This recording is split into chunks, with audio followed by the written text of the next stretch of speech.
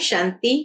आज 1 अप्रैल 2022 के बाबा के अनमोल मधुर महावाक्य सुनेंगे। मीठे बच्चे, सदगति में जाना है तो बाप से प्रतिज्ञा करो कि बाबा हम आपको ही याद करेंगे। बाबा से प्रतिज्ञा करो। क्या प्रतिज्ञा करनी है? कि बाबा हम आपको ही याद करते रहेंगे। प्रश्न है आज की मुरली से, किस पुरुषार्थ के आधार पर सतयुगी जन्म सिद्ध अधिकार प्राप्त होता है? उत्तर है, अभी पूरा बेगर बनने का पुरुषार्थ करो। बाबा कहे अभी पूरा बेगर बनने का पुरुषार्थ करो। पुरानी दुनिया से ममत्व मिटाकर जब पूरे बेगर बनेंगे तब ही सतयुगी जन्म सिद्ध अधिकार प्राप्त होगा। बाबा कहते हैं, मीठे बच्चे अब ट्रस्टी बनो। पुरानी कीचड़ पट्टी जो कुछ है सब ट्रांसफर करो। बाप और वर्षे को याद करो तो तुम स्वर्ग में आ जाएंगे। विनाश सामने खड़ा है, इसलिए अब पुरानी बैगेज समेट लो। आज के मुरली से पहले गीत बजा है, भोलेनाथ से निराला और कोई नहीं, ऐसी बिगड़ी को बनाने वाला और कोई नहीं। ओम शांति। तुम हो स्टूडेंट, ऊंचते ऊंच नॉलेजफुल बाप तुमको पढ़ाते हैं तो नोट्स जरूर लेनी चाहिए, क्योंकि फिर रिवाइज कराना होता, औरों को समझाने में भी सहज होता है। रिवाइज करना है तो बाबा कहे औरों को समझाने में भी सहज होता है। नहीं तो क्या होगा? बाबा कहे नहीं तो माया ऐसी है जो बहुत पॉइंट्स भुला देती है। इस समय तुम बच्चों की लड़ाई है माया रावण के साथ।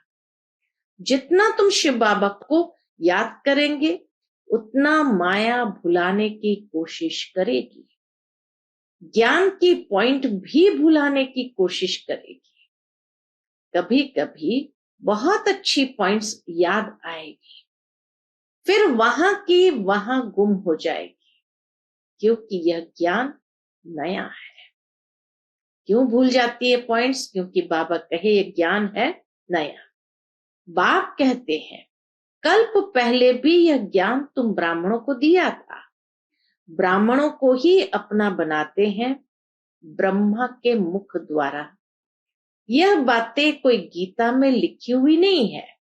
शास्त्र तो पीछे बनते हैं। जब धर्म स्थापन करते हैं उस समय सब शास्त्र नहीं बनते। बच्चों को समझाया है, पहले पहले है ज्ञान, पीछे है भक्ति। पहले सतो प्रधान, फिर सतो रजो तमो में आते हैं। तो मनुष्य जब रजो में आते हैं तब भक्ति शुरू होती है। सतो प्रधान समय भक्ति होती नहीं। भक्ति मार्ग की भी ड्रामा में नूंद है। यह शास्त्र आदि भी भक्ति मार्ग के काम आते हैं। तुम यह जो ज्ञान और योग आदि के किताब बनाते हो, यह फिर से पढ़कर रिफ्रेश होने के लिए। बाकी टीचर के सिवाय तो कोई समझ नहीं सकेंगे। बाबा कहे ज्ञान की जो किताबें है ये भी पढ़कर रिफ्रेश होना है, बाकी टीचर के सिवाय तो कोई समझ नहीं सकेंगे। गीता का टीचर ही है श्रीमद् भगवान। वह है विश्व का रचयिता, स्वर्ग रचते हैं। जबकि वह सबका बाप है तो जरूर बाप से वर्षा स्वर्ग की बादशाही मिलनी चाहिए। सतयुग में है देवी देवताओं का राज्य। अभी तुम हो संगम युगी ब्राह्मण। विष्णु के चित्र में 4 वर्ण दिखाते हैं ना, देवता, क्षत्रिय, वैश्य, शूद्र। 5वां वर्ण है ब्राह्मणों का, लेकिन उन्हों को ये बिल्कुल पता नहीं है। ऊंचे ते ऊंचा है ब्राह्मण वर्ण। ऊंचते ऊंच परमपिता परमात्मा को भी भूल गए हैं। वह शिव है ब्रह्मा विष्णु शंकर का रचयिता। त्रिमूर्ति ब्रह्मा कह देते हैं। भक्ति मार्ग में गलतियां कैसे की है, त्रिमूर्ति ब्रह्मा कह देते हैं, परंतु इनका तो अर्थ ही नहीं निकलता। अगर ब्रह्मा विष्णु शंकर तीनों भाई है तो इन्हों का बाप चाहिए। तो ब्राह्मण देवी देवता और क्षत्रिय तीनों धर्म का रचयिता है वह निराकार बाप। इतनी सुंदर बात कही। तो ब्राह्मण देवी देवता और क्षत्रिय तीनों धर्म का रचयिता है वह निराकार बाप, जिसको गीता का भगवान कहा जाता है। देवताओं को भी भगवान नहीं कह सकते तो मनुष्य को कैसे कह सकते। ऊंचे ते ऊंच है शिव बाबा, फिर सूक्ष्म वतनवासी ब्रह्मा विष्णु शंकर, फिर इस वतन में पहले पहले है श्री कृष्ण। पहले पहले शिव जयंती गाई जाती है। त्रिमूर्ति जयंती कहाँ दिखाते नहीं, क्योंकि तीनों को जन्म कौन देते हैं। त्रिमूर्ति जयंती कहाँ दिखाते नहीं, क्योंकि तीनों को जन्म कौन देते हैं यह कोई को पता नहीं है। ये बाप ही आकर बतलाते हैं। ऊंचे ते ऊंच वह है विश्व का मालिक, नई दुनिया का रचयिता। स्वर्ग में ये लक्ष्मी नारायण राज्य करते हैं। सूक्ष्म वतन में तो राजधानी का प्रश्न ही नहीं। यहाँ जो पूज्य बनते हैं उन्हों को ही पुजारी बनना है। बाबा कहे यहाँ जो पूज्य बनते हैं उन्हों को ही पुजारी बनना है। देवता क्षत्रिय वैश्य शूद्र अब फिर ब्राह्मण बने हैं। यह वर्ण भारत के ही है और कोई इन वर्णों में नहीं आ सकते। इन 5 वर्णों में सिर्फ तुम चक्कर लगाते हो। 84 जन्म भी तुमको पूरे लेने पड़ते हैं। तुम जानते हो बरोबर, हम भारतवासी जो देवी देवता धर्म वाले हैं वही 84 जन्म लेंगे। यह ज्ञान का तीसरा नेत्र सिर्फ तुम ब्राह्मणों का ही खुलता है। फिर यह ज्ञान प्राय लोप हो जाता है। फिर गीता शास्त्र कहां से आया। क्राइस्ट जब धर्म स्थापन करते हैं तब बाइबल नहीं सुनाते हैं। वह धर्म स्थापन करते हैं पवित्रता के बल से। बाइबल आदि तो बाद में बनते हैं। जब उनकी वृद्धि होती है तब चर्च आदि बनाते हैं। वैसे ही आधा कल्प के बाद भक्ति मार्ग शुरू होता है। पहले होती है अव्यभिचारी भक्ति एक की, फिर ब्रह्मा विष्णु शंकर की। अभी तो देखो 5 तत्वों की भी पूजा करते रहते हैं। इसको कहा जाता है तमो प्रधान पूजा। वह भी होनी है जरूर। भक्ति मार्ग में शास्त्र भी चाहिए।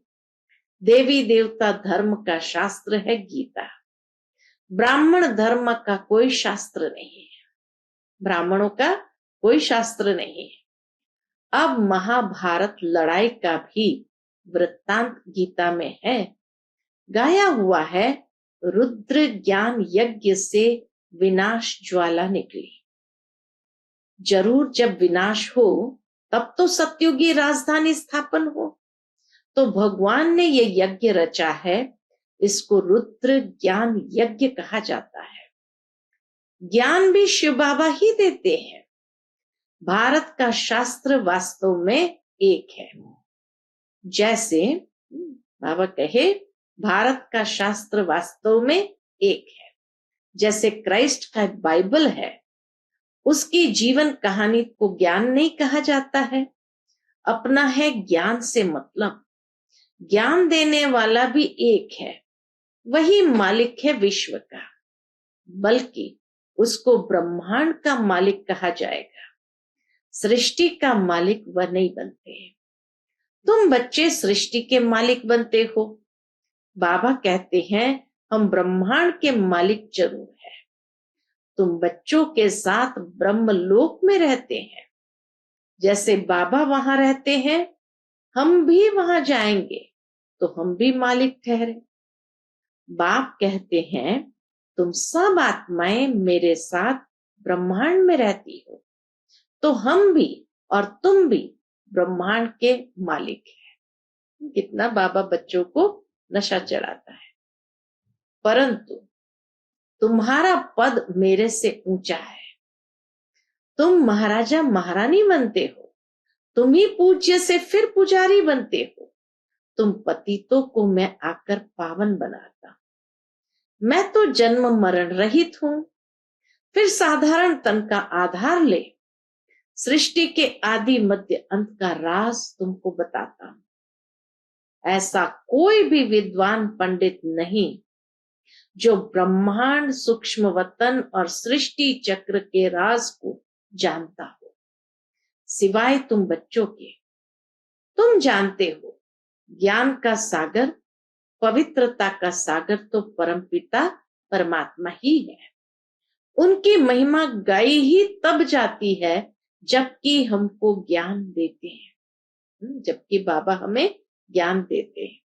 अगर ज्ञान नहीं दे तो महिमा कैसे गाई जाए?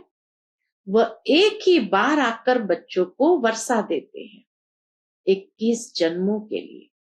21 जन्मों की लिमिट है, ऐसे नहीं कि सदैव के लिए देते हैं। 21 पीढ़ी अर्थात 21 बुढ़ापे तक। पीढ़ी बुढ़ापे को कहा जाता है। 21 पीढ़ी तुमको राज्य भाग्य मिलता है। ऐसे नहीं कि एक के पिछाड़ी 21 कुल का उद्धार हो जाएगा। यह तो समझाया है, इस राजयोग से तुम राजाओं का राजा बन जाते हो। फिर वहां ज्ञान की दरकार नहीं रहती। वहां तुम सदगति में हो।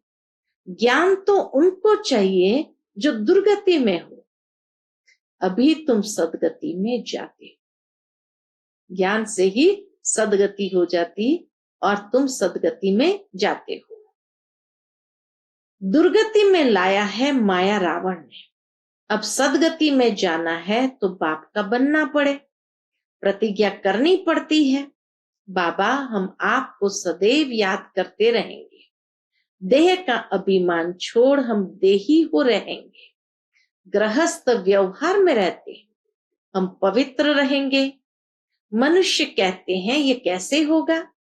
अरे, बाप कहते हैं इस अंतिम जन्म में पवित्र बन मेरे साथ योग लगाओ तो तुम्हारे विकर्म विनाश होंगे, और चक्र को याद करेंगे तो तुम चक्रवर्ती राजा बनेंगे। बाप से जरूर स्वर्ग का वर्षा मिलेगा। डीटी वर्ल्ड सॉवरेनिटी तुम्हारा जन्म सिद्ध अधिकार है। बाबा कहे, डीटी वर्ल्ड सॉवरेनिटी तुम्हारा जन्म सिद्ध अधिकार है, सो पा रहे हो। फिर जितना जो प्रतिज्ञा करते हैं और बाप के साथ मददगार बनते हैं, यह तो तुम जानते हो, विनाश सामने खड़ा है। नेचुरल कैलेमिटीज भी आई कि आई। इसलिए बाबा कहते हैं अपने पुराने बैगेज आदि सब ट्रांसफर कर दो, तुम ट्रस्टी बन जाओ। बाबा श्रॉफ भी है, मट्टा सट्टा करते हैं। मनुष्य मरते हैं तो सारी किच्चड़ पट्टी करनी घोर को दे देते हैं ना।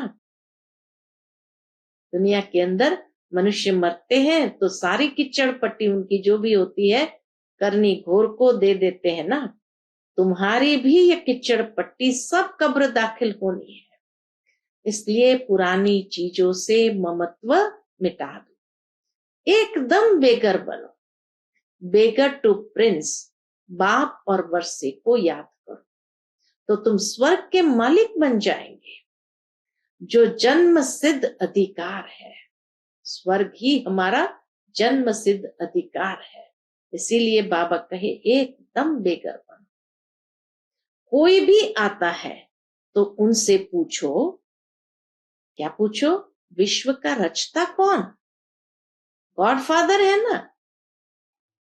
स्वर्ग है ही नई रचना, जबकि बाप स्वर्ग रचते हैं तो फिर नरक में क्यों? स्वर्ग के मालिक क्यों नहीं बनते? तुमको नरक का बादशाह बनाया है किसने?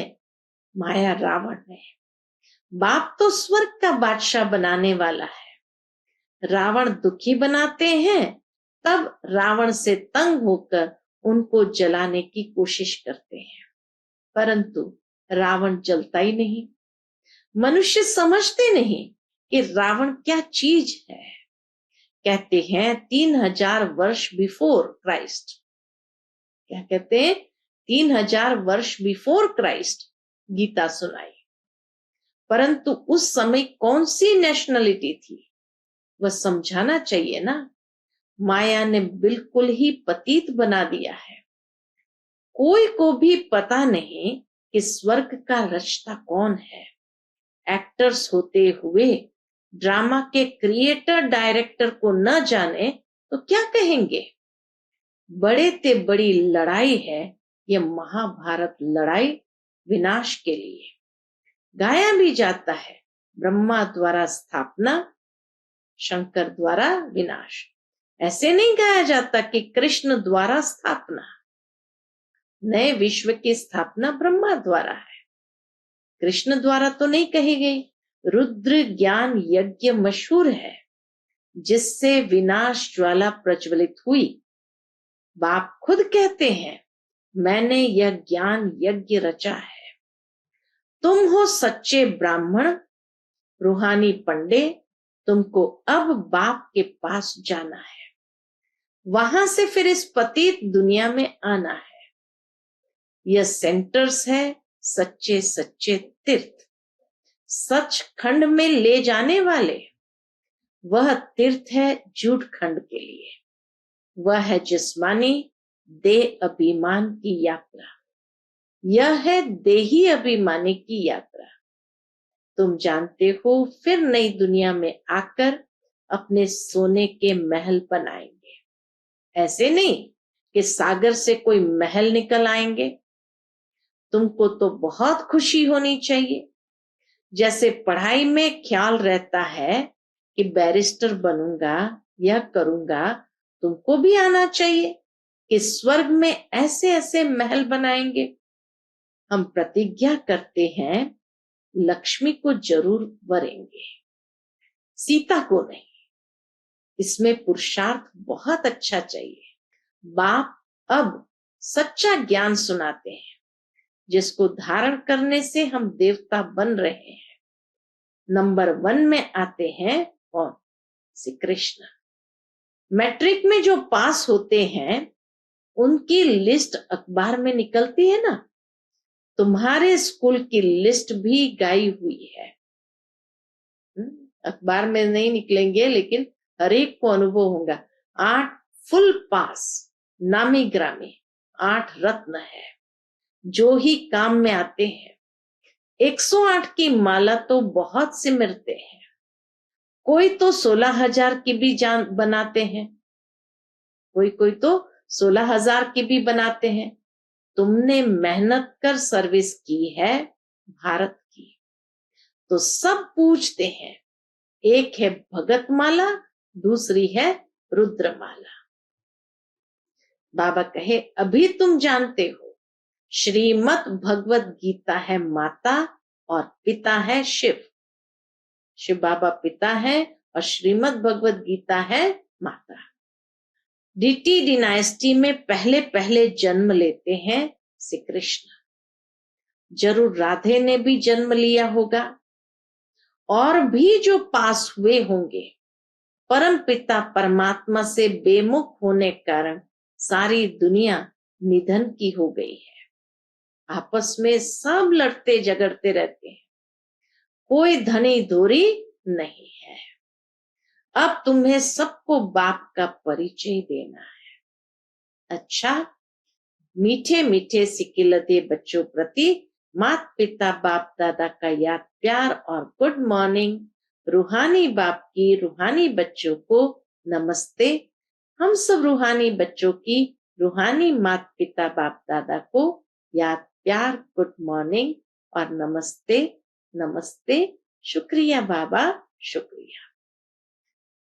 आज की मुरली से धारणा के लिए मुख्य सार है, पहली बात, देह अभिमान को छोड़ देही अभिमानी बन याद की यात्रा पर तत्पर रहना है। इस अंतिम जन्म में पवित्र बन बाप का पूरा पूरा मददगार बनना है। दूसरी पॉइंट, पुरानी जो भी चीजें हैं उनसे ममत्व निकाल ट्रस्टी बन बाप और वर्षे को याद कर विश्व का मालिक बनना है। आज का बाप दादा का मधुर वरदान हम बच्चों के प्रति है, सत्यता के साथ सभ्यता पूर्वक बोल और चलन से आगे बढ़ने वाले सफलता मूर्त भव। सत्यता के साथ सभ्यता पूर्वक बोल और चलन से आगे बढ़ने वाले सफलता मूर्त भव। सदैव याद रहे कि सत्यता की निशानी है सभ्यता। यदि आप में सत्यता की शक्ति है तो सभ्यता को कभी नहीं छोड़ो। सत्यता को सिद्ध करो, लेकिन सभ्यता पूर्वक। सभ्यता की निशानी है निर्माण और असभ्यता की निशानी है जिद। तो जब सभ्यता पूर्वक बोल और चलन हो तब सफलता मिलेगी। यही आगे बढ़ने का साधन है। अगर सत्यता है और सभ्यता नहीं तो सफलता मिल नहीं सकती। आज का स्लोगन है, संबंध संपर्क और स्थिति में लाइट रहो, दिनचर्या में नहीं। संबंध संपर्क और स्थिति में लाइट रहो, दिनचर्या में नहीं।